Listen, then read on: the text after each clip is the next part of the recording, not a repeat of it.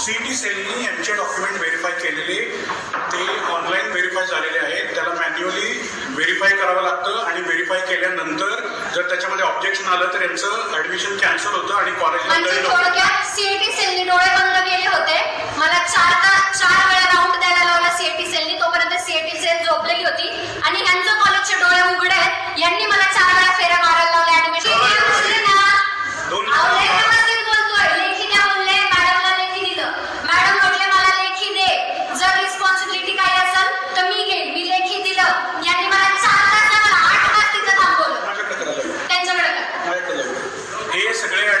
CET सेलच्या नियमानुसार होतात. याच्यामध्ये कॉलेजचा कसलाही रोल नाही.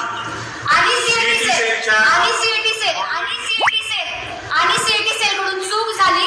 सीईटी सेल निकाल यांना मेसेज केले की ऑथरायझेशन कॉलेजकडे, कॉलेज म्हणले सीईटी सेलकडे, सीईटी सेल म्हणते ऑथरायझेशन कॉलेजकडे.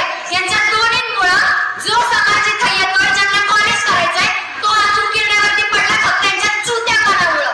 यांना स्वतःला काही कळत नाहीये.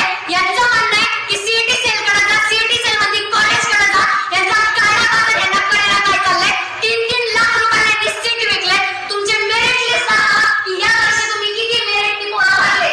यांनी 3-3 लाख रुपये माझ्या लोकांकडून इथं मॅनेजमेंटनी भरायचे केले. ते माझं सीट का यांनी मला 7 वाजता सांगितलं की ऍडमिशन फुल झाले. तुझ्या बाबाला दिलं तू काय ऍडमिशन? जर माझी प्रोफेशनल होती मी बोलू शकते. काय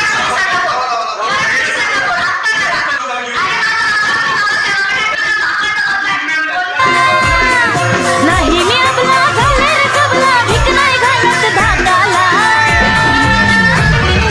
भीमाची वाघिणी